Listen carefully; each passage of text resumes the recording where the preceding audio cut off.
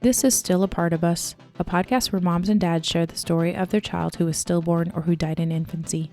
I'm Winter Red, and this episode of advice and encouragement from a lost mom, I chat with Lacie, whose daughter, Summer, was stillborn at 20 weeks. By the way, you can hear her account of Summer's birth story on episode number 9 if you want to check that out.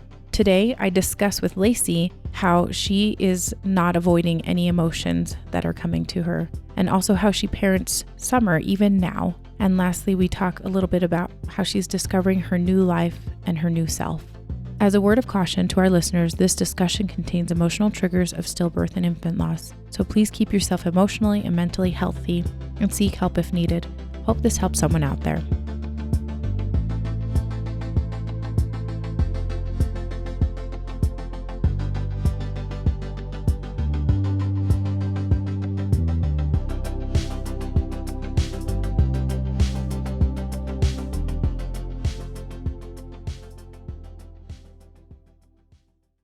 Hey guys, we felt like this podcast has been something we've needed to do since our son Brandon passed away. It takes time and money to produce the show, and we hope we can do it long term because we know it'll help others. If you feel the show has been beneficial to you or somebody you love, please consider becoming a patron of the show for a few dollars a month.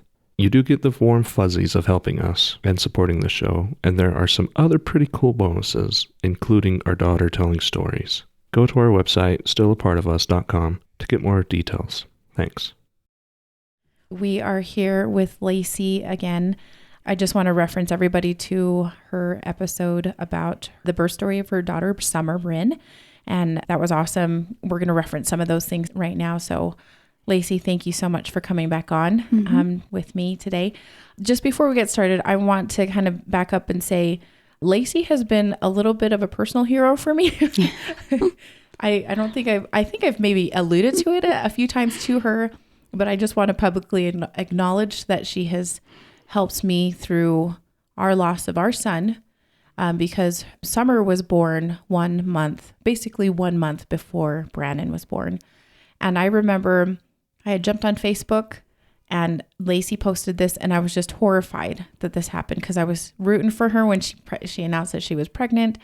And then I was just horrified when I watched this, and she's very well written and she's very well spoken, as you heard in this other episode. She distills her thoughts very well. Basically, anytime when this all happened to us and our family, I just remember going back to your posts, Lacie, and reading them and thinking, this is what I'm going through right now, and it's not fair. But I'm so glad I have a guide. I know that sounds terrible, but you've been a guide for me. And I greatly appreciate it. So thank you. You have no idea. Lee keeps saying, I'm so glad you have Lacie. And he's like, I've just met her once, like we met once at a grief support group. And he's like, but I'm so glad that you have her because I know you text her. I know you guys are like communicating with each other. And I was like, yeah, because it helps me. Some days I just need it. I need somebody to know that this is crappy and it's not fair. And so thank you. Thank you for that. I'm sorry that you had to go do it before I did, but I really appreciate it. I feel like you've been such a blessing to me and to our family because of Summer. And so Summer's been a blessing to us too. Yeah, it's hard. You don't want anyone else to go through this. Yeah.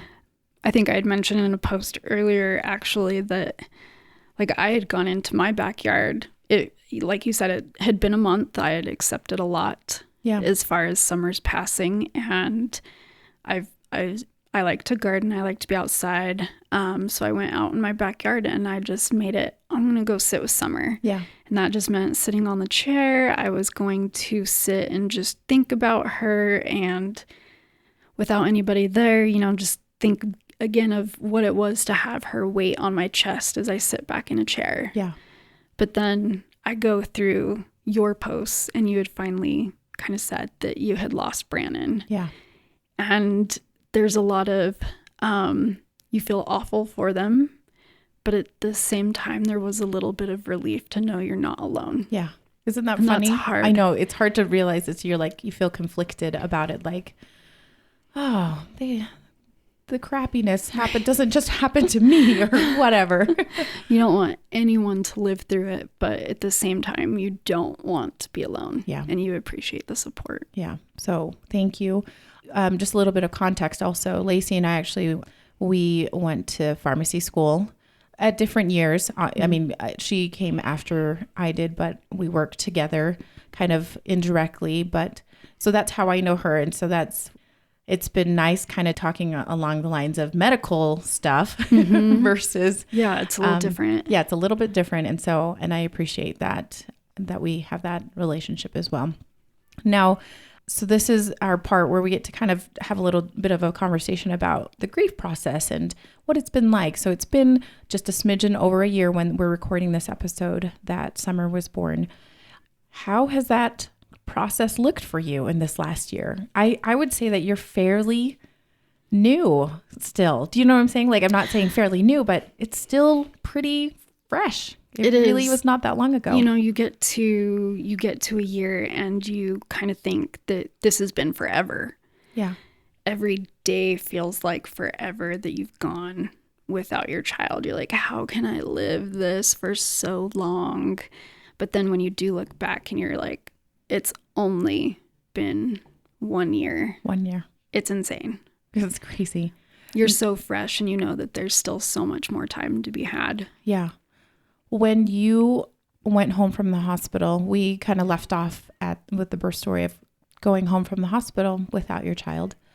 What did the days look like for you and for Eric for that first month?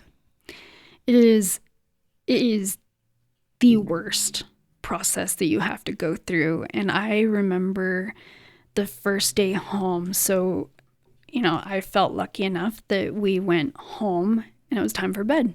Yeah. Just knock myself out, go to bed. But waking up that first day is horrendous. Yeah. It was for me the worst moment to wake up knowing that you really did lose your child yesterday. And this is not a dream. This is not a nightmare that you get to wake up from. This is your new reality. You didn't go back to work, obviously, for a minute, I hope. Only for a short time. So I was off of work for 2 weeks and then decided to go back. It was that point of, I want to be home healing, but I kind of didn't feel safe with myself. Mm-hmm. And so I felt like I needed a routine to get back into. So really, I shouldn't have gone back to work so soon. I think people that have been through this kind of discover that there are a lot of memory issues. There are processing issues that you have after a loss like this. And as a pharmacist, I probably shouldn't have gone back to work. It was really hard. Everything felt super slowed, but I also needed the routine. So I did not spend much time home like other people do. Because you also don't have any other children at home. And I'm sure Eric went back to work. Yeah, I was pretty quickly. During those 2 weeks, I was entirely alone. Were you? Completely. And so that's why it did kind of ultimately feel unsafe for me to kind of just be home and all you have are your thoughts, and they're your horrible thoughts of this whole process. You don't have anyone to distract you or anything to distract you. It's just awful in those first little. So the 2 weeks you were home, you went back to work. How was work? It was good to be back. It definitely kept me occupied for a part of the day. But like I say, my brain just felt so foggy and like I couldn't make decisions. And you have to be so rapid fire when you are a pharmacist, and particularly when you're in the critical care field. I was going to say, in your, you have to, your brain has to be working rapid fire all of the time. And the simplest processing questions, things that I never even have to think about, I'm sitting there questioning myself and thinking so hard of, what do I tell this physician? Where am I at with this? Yeah. there is a fog. I feel like your body's almost in shock still, you know, like you're like, what's going on? It is a massive hit to the brain. Yeah. What were you doing to take care of yourself? Were you doing it were you making any conscious decisions to take care of yourself? What were you doing to help yourself mentally and emotionally during this time? I think the biggest thing is that I just decided, for the sake of my sanity and my ability to mourn, I just wasn't going to avoid any of these emotions that came. Given my infertility history, I had already gone to counseling for a lot of that. And I knew right away that this is not something that you can just push under a rug. Yeah. It's going to come back and back and back. And with infertility and counseling through that, I realized that the faster I address these emotions and let them come over me, the faster that I was actually going to heal. And so for me, taking care of myself, I let myself feel every emotion, and I felt it deeply. I think a lot of parents who've been through this know that when you've lost a child, you have an actual physical emptiness and you ache. At least for me, I ached to hold and to touch and to kiss my daughter. Yeah. And so that is a pain that is so heavy, you can't avoid it. Yeah. And so I took care of myself as far as just be kind to myself and allow myself to feel everything and acknowledge it and work through it. That is extremely wise. And I don't know if it was your counselor or if you came to that conclusion yourself, but it is extremely wise. And I hope people who are listening to this let yourself, if you have suffered a loss or you have somebody in your life that has suffered a loss, to allow them to feel it. Don't say everything's good and everything's fine and put on a happy face, because everything is not fine. Everything is not good. Yeah. And a lot of this is not a process that just simply ends. No. Ever. And so when you are looking at yourself or you're looking at a loved one who has been through a loss, you have to acknowledge that they don't just go back to normal. Nope. This is something that changes your entire self. And there's no reason to try to end this process and try to get back to normalcy. You just have to kind of go with the waves of emotion, let it come and go. You need to survive this. It's always going to be there. That grief will always be there. This loss will always be there. Like we say, we've been through this only a year. Yeah. And I look at, I've got to make this to 80 years old. I have to live with this until I'm 80. Yeah. And so it was through a lot of counseling that my counselor in particular just said, you have to be incredibly kind to yourself while you go through this process. It's going to be a lifelong process. So don't hurt yourself in the meantime. Yeah. Some really wise words there. So in those early days, obviously it's really hard. How have you seen that change over time in this last year? Once again, we're still new at this, right? Mm-hmm. It's only been a year. How did that change from those early days to now? So when you and I first went, so I chose to kind of go to a private counselor where you have connected with groups. But I do absolutely remember our first session, and we had both only lost our children for a month, 2 months. Yeah, I think it was that. That was it. And those women there had been in their teens. They were over 10 years. And that was a big question that you and I both had, is how is this going to change? Because this does not feel survivable right now. Yeah. This kind of pain. How am I going to do this for so long? And I remember that one of the women kind of described it in a physical comparison with grief. And since then, I have super connected with the physical comparisons of grief, because it really kind of helps you put it into a perspective that you can grasp. Yeah. Because these emotions are so strong. Yeah. that you can't even really process them very well. So overwhelming. They're so overwhelming. Do you want to share what she shared in that support group? Absolutely. So the story that I kind of remember is that she was describing grief as waves. Yeah. And so the way I've kind of seen it now and have felt it is, at first, these waves crash over you, and they crash over you so hard. They knock you over. You are absolutely drowning and reaching the surface, not even the shore, the surface feels impossible. It's like so far away. Right. You're a month, you're 2 months out, and it feels impossible that you will ever get through this. Everything is overwhelming to you. So eventually, though, what they told us that you don't believe at the time is that those waves eventually kind of begin to lessen. They're less and less strong. At that point, what's happening is you're kind of learning to swim. You're kind of learning how to process this grief and how to build your life around it. Yeah. It's all starting to make a little more sense now. Eventually, far into the future, it feels like, you kind of reach the safety of shore and you kind of take your first breaths. It really does feel like you're breathing for the first time when you come out of this deep, deep hole, because you feel like you've been suffocated for so long. And the part that I didn't believe at the time, that I was comforted by, because we were asking, what is this going to be like in 10 years?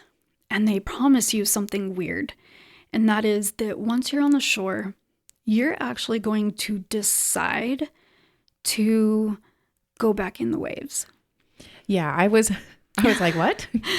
It seems incredibly unreal and unbelievable that this woman is telling me that I'm going to want to go back into the waves. But after, I don't even know how long, a couple months, 6 months, I don't know. Mm-hmm. You kind of catch your breath. You start to get some relief and you start having some good days.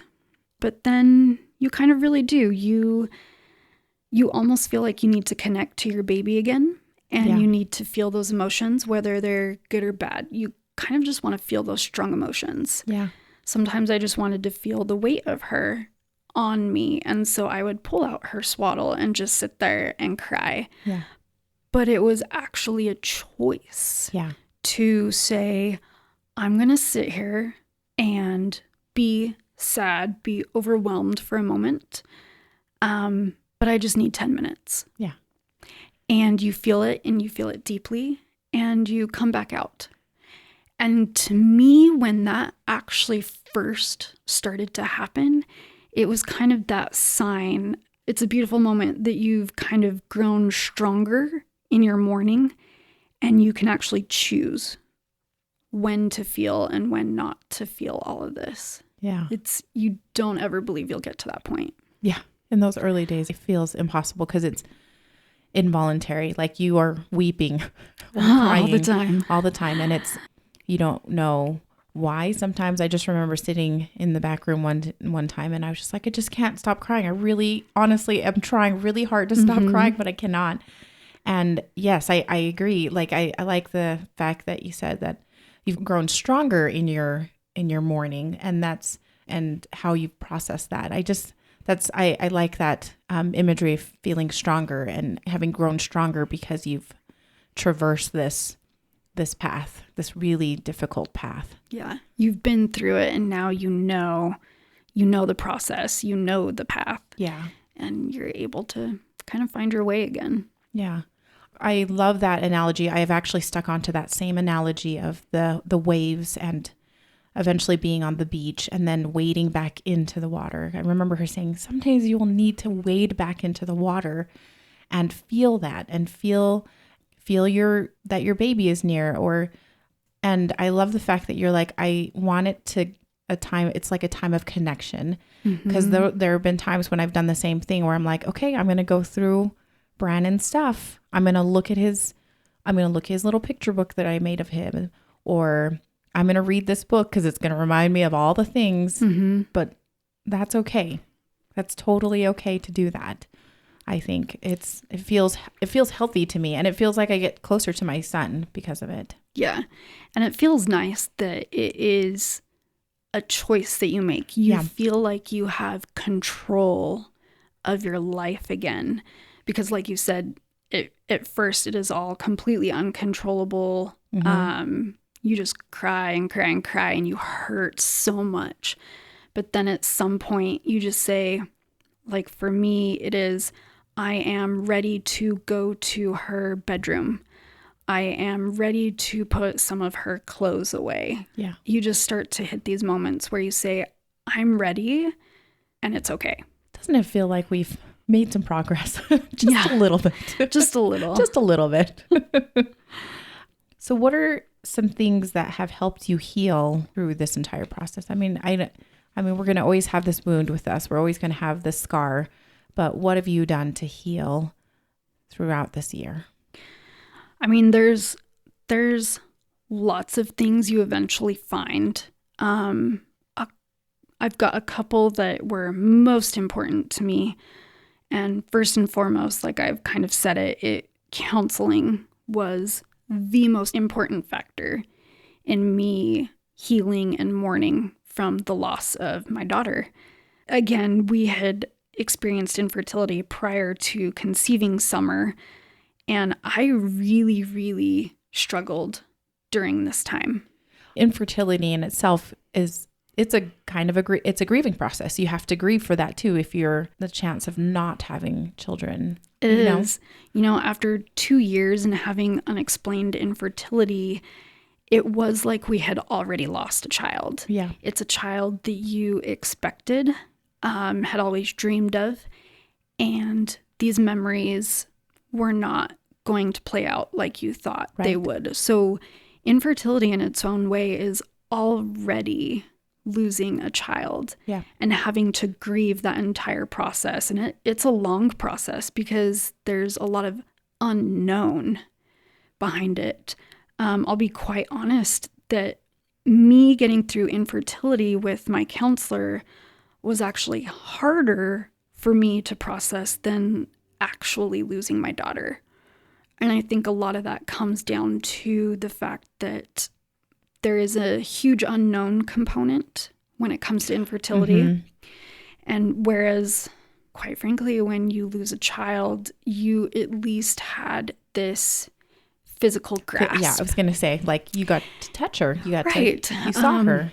So it feels like you can heal from that more completely. But also because I had been through all of this counseling and I was very dedicated to it, I had already kind of found an outlet, which we all know is very difficult at this point. Who are you going to talk to? Who can share in these feelings? There's so many people who can't even grasp what's happening. So I had already found an outlet.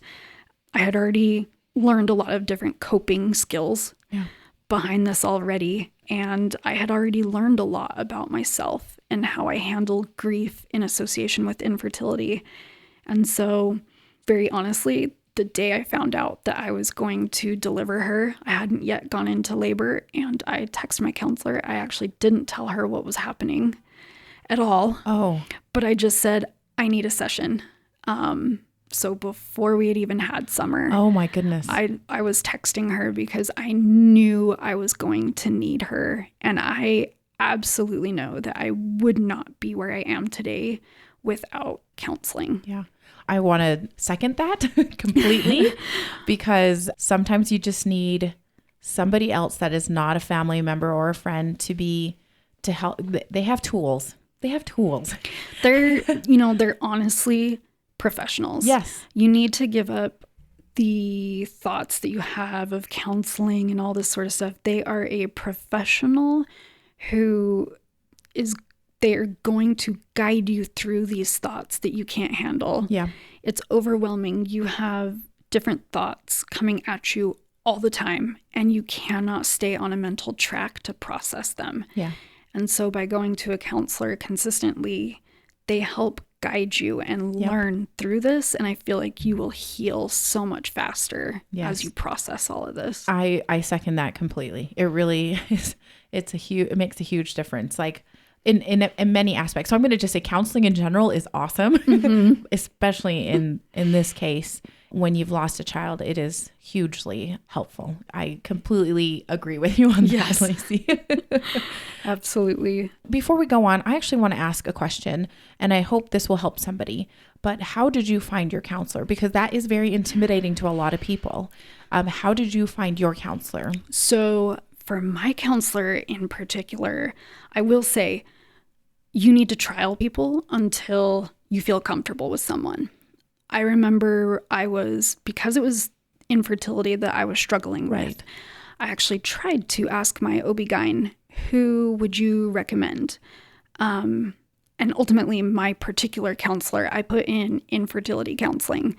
And she specializes in infertility and loss and grief. So that's how I found her. But I encourage you not to ever give up, because the first counselor I went to, one of her very first questions was, well, why don't you just adopt?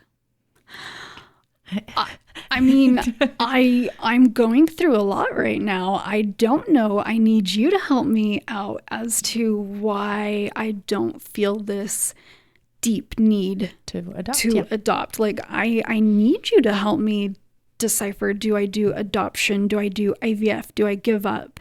Do I do foster care? Right. And when I said, I don't know, it just doesn't feel right. She just was that exact personality that you don't need of, I just don't understand why you wouldn't consider that. Like, what's so bad about adoption?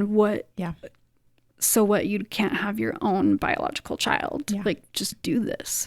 It was awful. I would concur with you on that. Is I called up our provider and said, hey, can we get in with a counselor because of this? And they said, oh yeah, this person really specializes in grief, but she doesn't have an appointment for like 6 weeks, 7 weeks or something like that. And she's like, I can get you in next week with this person, and she gave us permission, and it was great. She's like, but if you don't like this counselor, we'll find somebody else. It's okay. She basically gave us permission. And I want to say on this podcast, and you've said it also, you try them out. Like, counselors, you can try them out. I had already been through a lot of depression in my life. I think that is just unfortunately genetic, a personal point that I'm going to deal with for the rest of my life. And I had struggled. For pharmacy, you do residency if you want to specialize in, say, critical care. And so I was out of state for 2 years, and that was hard for me and my husband. And so we had already gone through some marital counseling just because I believe in counseling. And we didn't necessarily connect with some of the people we saw. But I had already learned that if you keep it up, you will connect with someone, and it means the world. And so when I met, unfortunately, that counselor, I knew to keep going. But it's hard when someone almost kind of throws that at you of, well, why not? And you're already struggling and hurting with the decisions you're making anyways. You don't need someone else to reinforce that. So try out counselors. It's fine. We're giving you permission to do that. So just anything else that's helped you heal along this path.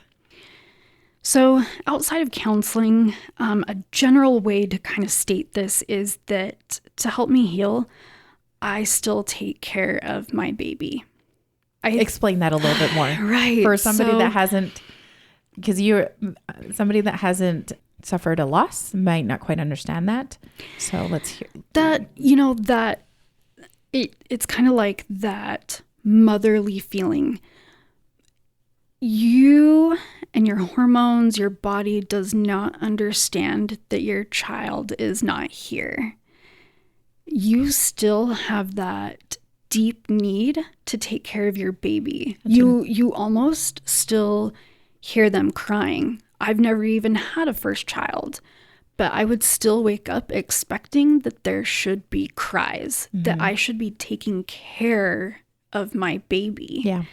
And so it's kind of like this, that is the emptiness that you feel. You know you need to care for something, but they're not there. And so through all of this, it didn't just happen overnight, but I've kind of managed to find a number of different ways to take care of her. And the big one that we kind of alluded to is her glass heart. So before I had lost Summer, I had an old classmate who had lost 2 sets of twins at very young ages. I think around 20, 23 weeks for both. Oh.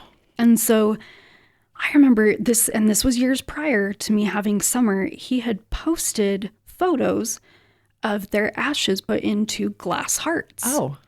And I remember absolutely, being that I kind of like palliative care and stuff, that say if I were to ever lose my mom or my dad or something like that, I would absolutely do cremation and put their ashes into a glass heart.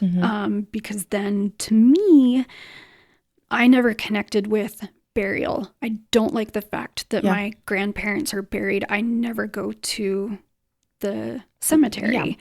I can't. I don't know why.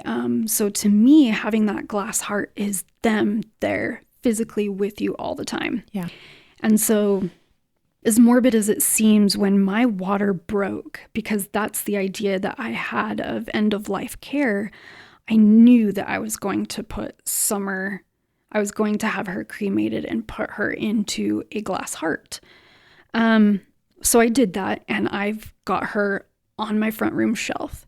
But the other thing was that, like I mentioned, at 20 weeks, I felt super safe ordering things for her. Yeah. And even though I'm not a girly girl, I loved the idea of having her in bows all the time. I just wanted these cute little modern bows, and I was going to change it out every single day. That's what I envisioned for her. And so, of course, I lose her 5 days later, and these bows that I had ordered start arriving. Right. And I don't even know what to do with myself. My daughter's not here, but now all of her stuff is arriving. That was super hard. But as I was kind of looking through the glass hearts on the website, people were putting items with the glass heart. And that's when I connected that I have her heart. She is here physically with me. I have her ashes in this heart. And I can still take care of her. And I was going to do this by putting her bows next to her. And so on a regular basis, I just change out her bows. When I first lost her and I first put this out online, I just kind of shared her story. And I said, if you ever think about us, just send her a bow. Something that reminds you of her, tell us a story, whatever. And people actually did it. Yeah. And it was great because I didn't order that many. But now I was getting bows from others and I was putting them by her heart. And again, we kind of talk about you eventually decide that you can move on to different things. You can step into the waves. And I started ordering bows for her after she had passed away, knowing that it was just meant to be that I liked that bow. I would have envisioned her in it. I'm going to purchase it and I'm going to put it next to her heart. And give it to her. And to me, that was just how I could continue mothering her. I still had to take care of her. I still had to switch out her bows. Yeah. I like that idea of taking care of her after she has passed away in kind of, I feel like it's a really simple way, and it keeps, so we met up, I don't know, a few months after we had both lost our kids. And I remember meeting up just for lunch and just chatting. And I told you, and I brought a bow because I was like, I want her to have this. This is a cute little bow that Lucy and I chose out, and we want to give it to you. And so hopefully that is something that she can use as well. And it keeps Summer at the forefront of your mind, of our minds. Does that make sense? Like it does. We talk about Brandon all the time because we want people to not forget him. And so I like that way of just like, hey, this is a way you can kind of pitch in and help us remember Summer. Absolutely. And I'm going to use that as a segue of another way that I take care of her. And that is talking about her. Yeah. If you had a living child, again, I don't have one yet. So I imagine, though, that you're always kind of talking about your child. Yeah. What steps that they've kind of taken, what milestones have they hit, Right. all that sort of stuff. And when your child is no longer there, you feel like you kind of can't talk about them, or it makes other people feel awkward. Yeah. And so I've just learned through feedback and kind of like what you're saying, by talking about her, by sharing our story, it does kind of keep her in people's memories. And I feel like it changes people's lives. And so although she is not here having an impact on this world, she has impacted me so much that I still try to help others and talk about her. And by doing that, I mother her and I keep her memory alive. And for those of you who struggle with talking about your child or encounter awkwardness, I do want to share that my coworkers specifically said that because I talk so freely and so confidently about her, they feel comfortable bringing her up and asking me the tough questions. They're not worried about imposing something awkward onto me. So if there's anything I can say, it's just try to have confidence in talking about your child, and your comfort eventually helps others know that they can talk to you about it. Yeah, because I think one of the reasons why people don't is because they're like, oh man, it's going to be awkward. And it's okay. There's going to be times when I'm going to tear up if you ask me about my son, or you're asked about Summer. But at the other times, it's just really, we just want to talk about our kids. We're proud of our kids. Like, yes, we're proud that they came into our lives. And like you said something that I was like, the fact that she's not here, but she's basically creating a legacy through me. Yes. And I think that's beautiful to think about how, even though this little soul came into our lives for a brief second of time, or for, how long we grew them in our bellies, like that legacy is living on, and in that way they're living on also. So yes, I think that's really a beautiful thought to think about. So thank you for sharing that. It's like, that's good. That's really good. Now you've talked about you and Eric, and I'm actually curious to how you guys have handled that as a couple and separately, and how you've seen him handle this loss of your daughter. Processing the loss of our daughter has been very, very different for us. And I think that's true for almost all couples. Yeah. And for us, I kind of had that pre-knowledge that we had been together for 10 years already. And we had already both kind of had to work through grieving infertility. So I was already well aware that we were not going to do this in the same way. Right. It was going to be hard. But definitely there's nothing like losing your child to push you and your spouse to your absolute limits. As some background into why we processed things differently, I, of course, was reliant on counseling. Right. I was very open to that, and I was learning to be honest with myself and not avoid these emotions. Whereas my husband, when he was young, he actually did lose his little sister. She was 3 years of age when she passed away after a tragic accident. Oh. So he had already kind of had a very deep loss that is very hard for a child to process. Yeah. He was there when it occurred. And for him, once she had passed away, he had a very chaotic home life for years afterwards. And so as a child, that's a lot to process. And he has very, very different coping skills in response to this. I was going to say he had to cope very differently probably as a child. Right. And because of the chaotic nature of his home life afterwards, there wasn't a lot of healthy coping that occurred. But that's hard. Once you're an adult, that's hard to change. And so for him in particular, and he admits this, that he blunts his emotional responses. And he wants to move on from things as quickly as possible. He wants these strong emotions to go away. So for us as a couple, there's actually it was 2 weeks after losing Summer. And I was crying, of course, about who knows what. There's 1,000 things to cry over when you lose a child.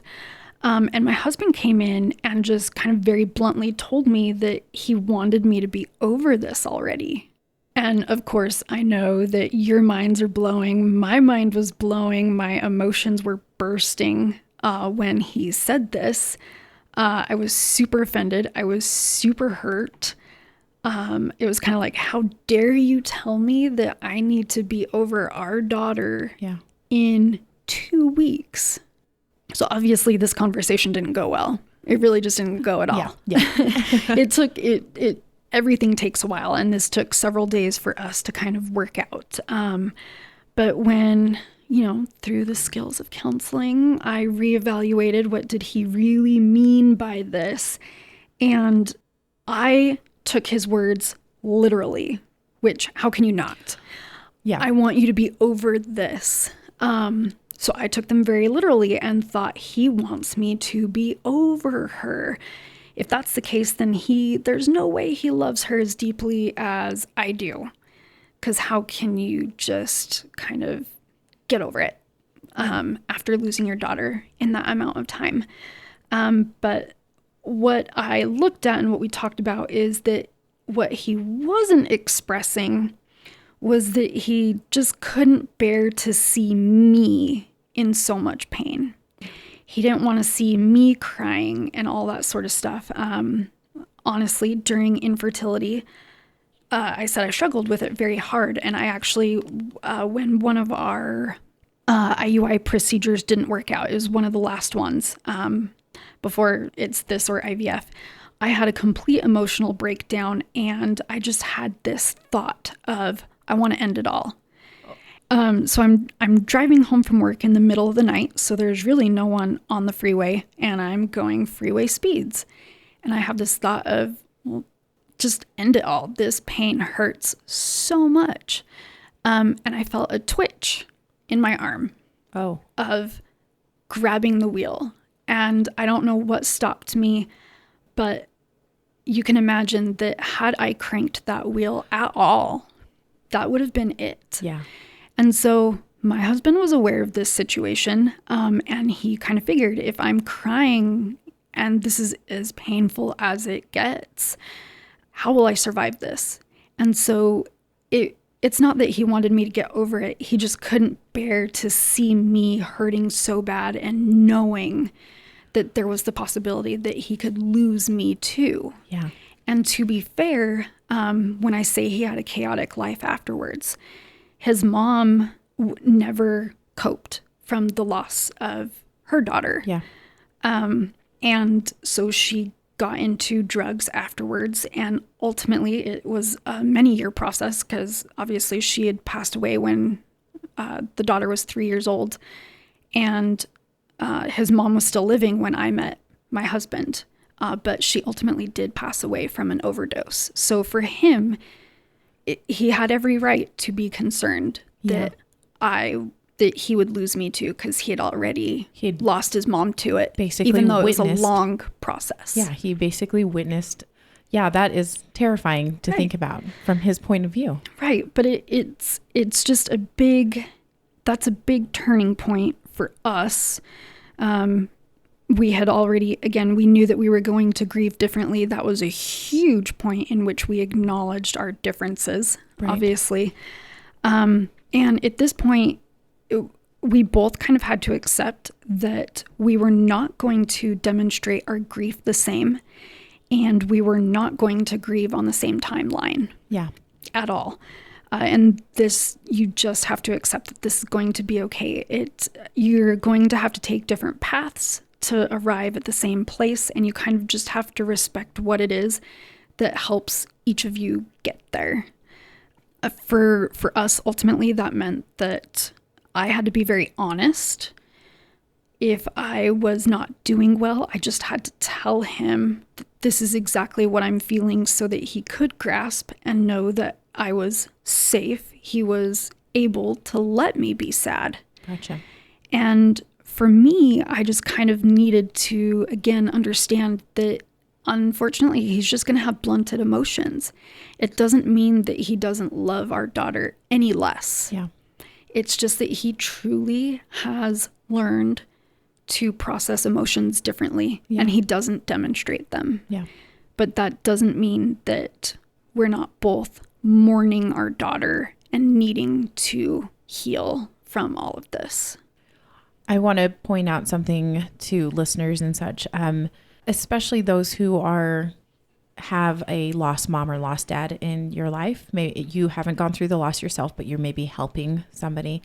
Realize that too. That really helps give permission to your friend, your family member that's going through this to mourn the way they're going to mourn, because it's going to look really different from the way you may think they should mourn. Because there are days when everybody's like, oh yeah, you look like you're doing great and everything's fine and good, but they might not demonstrate it the way that like Eric does. Do you know what I'm saying? Like it's just very different. So people mourn differently. They have different timelines. There's going to be days we are doing okay, and there's going to be days that we are not doing okay. Absolutely. And that kind of takes me into what I would describe as the grief process. So what I kind of, when we are outsiders to all of this, and even when you first lose your child, you think grief is a process that has an end. Yeah. What I wish people had told me earlier, I mean, obviously you discover this, is you do not heal grief. And so like you're saying, everybody demonstrates it differently. You're going to have good days, bad days. But this is the thing. To me, this grief will never, ever leave you. So for me in particular, every aspect about my life changed. And I needed to acknowledge that life was never, ever going to be the same. To me, the way I look at it is that the day I lost Summer, who I was that day died with her. Yeah. There was absolutely no going back to her. You need to kind of acknowledge that whoever's going through this loss may never be the same. Yeah. And they're just going to learn and grow from this. I did spend a lot of time trying to find my old self, get back to my old life, because I thought that healing grief meant getting over this and just kind of getting back to normal. Eventually, through all this, I kind of learned that it's senseless to try to get back to my old self and look normal to other people. I was just going to be a different person. And so instead, I've kind of taken this process new, and I look at grief, the purpose of grief, to be that I'm meant to discover my new self and our new life. It takes a great deal of time and work and effort with you and your spouse. But eventually you kind of start to recognize who your new self is. And I'm actually grateful for that now. It's been a long time coming, but I'm grateful for what I have learned and how I have grown as a person. I'm not going to be the same person that I was. And I also know now that, we say it's only been a year. I know that now grief is always going to show back up. Yep. Even when people think that you should be over it and it shouldn't affect you anymore, there's going to be things that occur that you never expected. I'm certain there's going to come a time when I think she should have been taking her first steps. She should be saying her first words. Years down the road, it's going to be, well, she would have been 18. She should have been going off to college. She should have been getting married. Each of those new times is going to be a new set of grief that you have to deal with. So to me, it's not a process in which people are going to look at you as becoming normal again. You kind of just need to let them know that this is just going to be me growing for forever. Yeah. It's not going to go away. And she's going to dictate like Having her as part of your life is going to dictate how you grieve. I remember they said, kindergarten, when kindergarten starts enrolling, that's when like a twinge of grief will come along, because you're like, oh, maybe she'll be starting school this year, and what's that going to look like? And I want to just throw one more thought on the grieving process, is that I had my sister-in-law who lost her best friend a couple of years ago. She said, it's winter. You're not moving on. You're not moving on from your Brannon, from Summer, from her friend. She said it's moving forward. And I like that perspective, because you've changed. You're different. Summer will always have had this change and has changed you. And there's this kind of funny cliche of like, there's a new normal now. And it's true. You're a different person. And some things that you did before Summer came might not make sense anymore to you and your family. And you will do something different. And that's fine. That's part of being a new person, right? Yeah. This process. It's always going to be a process that is always with you. Yeah. I like saying that there's no end, people. Yeah, there's not. It's totally moving forward. It is that comparison to the waves of they start to get easier. It's just that you're learning to incorporate this grief into your life, but it will come and go. Yep, it will come and go. I know we've kind of alluded to this in our previous episode about Summer's birth story, but you mentioned that you are expecting another child now. I can imagine that, and maybe this is another episode, another full-on episode, but how has your pregnancy after Summer been? I am sure it is fraught with anxiety and fear, because I can only imagine. It's hard. So anybody looking to have a child after loss, it is already incredibly difficult. For us, we had already had to grieve infertility. Right. We then had to grieve Summer. But like I said in an earlier episode, is that when I held Summer in my arms, even though she was no longer with us, I never got to have her alive. That happiness that I felt at her delivery, holding her, told me that the pursuit, all the pain in the pursuit to have her, was completely worth it. And I knew that day that I would go on to try to have another child. We had given up before Summer, completely. Yeah. So she was a great surprise. And we had decided no IVF. That's not right for us. But it changes you completely. Just like we said, everything you thought you knew, you don't. And suddenly here I was, very shortly after her birth, wanting to do IVF as soon as possible. And so that's what we did with this pregnancy. We got pregnant through IVF, and it has been terrifying because you already know there's no safety. I know there's no safety because at 20 weeks, I thought I was safe and I bought all of her stuff. And then I always look at you and think at 37 weeks, yep, you think you are free and clear. Yep. And you still may not come home with that baby. So being pregnant is terrifying because you never know what's going to happen. And unfortunately with this pregnancy too, our very, very first scan with IVF, keep in mind, this is now like a new provider in a sense. I have to go to the IVF physicians. They do a scan and they just say, hey, just so you know, incidentally, you have a small subchorionic hemorrhage. Incidentally. They weren't even going to mention it to me. Oh. Because to them, it was no so big deal. Normal. Yeah.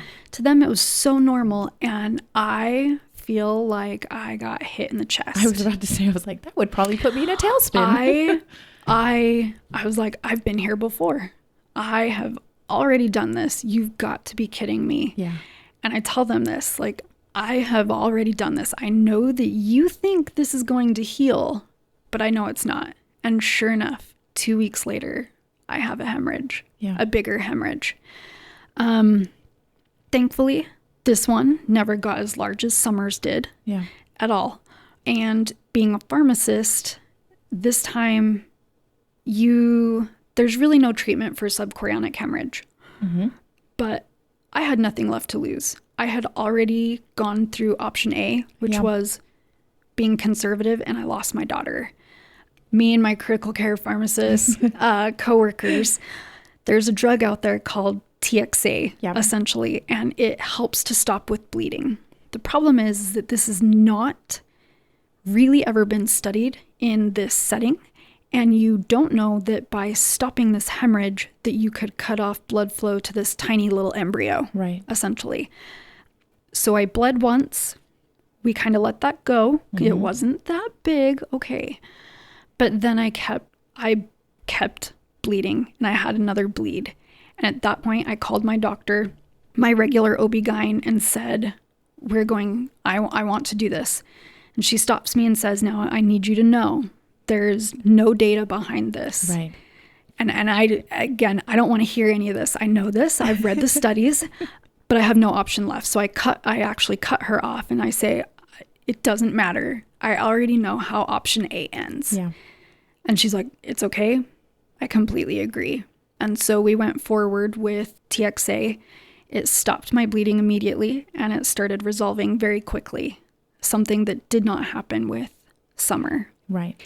But I'm going to be 28 weeks tomorrow.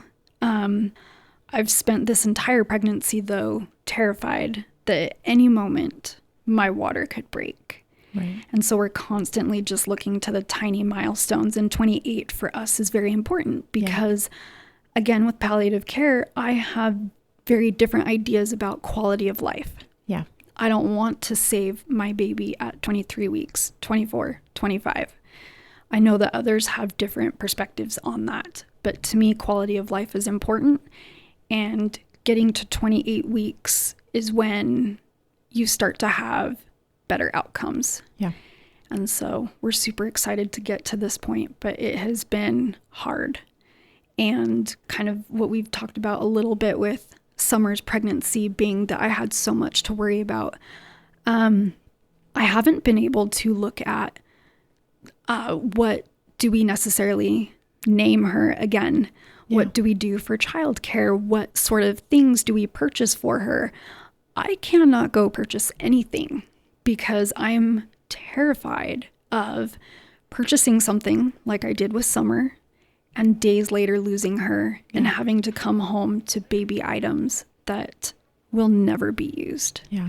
So it's been a lot of fear going through what they say is your rainbow pregnancy. Yeah. I just can't imagine. I really can't imagine. During this pregnancy, are you going to counseling? Are you doing anything to help yourself with dealing with all these thoughts? Because I can imagine there are a bazillion thoughts going through your mind. Yep. It's just a constant change and time to go to the counselor. You know, we did it through infertility. Yeah. And then we had to do it through stillbirth. And now this is a completely new thing that new thoughts, new problems, things you need to solve. So we just keep going through that. Well, I'm excited for you, but I'm also, very aware of what you're going through and how you want to be conservative. Yeah. Because of that. Thank you. This has been so helpful. This has been a really incredible discussion, and I hope it helps somebody. I know it will. It's helped me. I'm just talking about it. We're going to have you on again, right?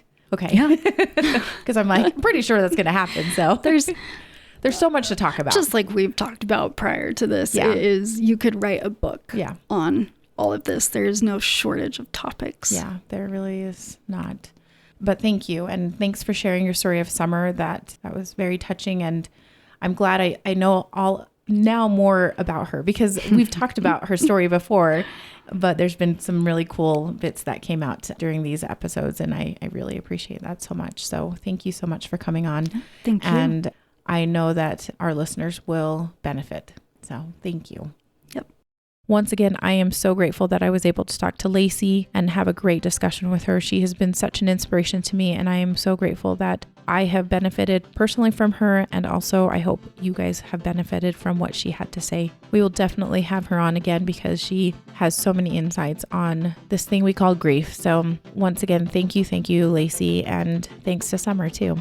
Head over to our website, stillapartofus.com, where you can find the show notes, including a full transcript of this interview and any resources that were mentioned, where you can sign up for our short and helpful email newsletter, where you can learn how you can become a patron and support the work it takes to produce this show for just a few dollars a month, and lastly, where you can find out how to get in touch with us if you want to share your child's story on the show. The show was produced and edited by Winter and Lee Red. Thanks to Josh Woodward for letting us use his song, Vanishing Note. You can find him at joshwoodward.com. Lastly, subscribe to this podcast and share it with a friend that might need it, and tell them to subscribe. Why? Because people need to know that even though our babies are no longer with us, they're still a part of us.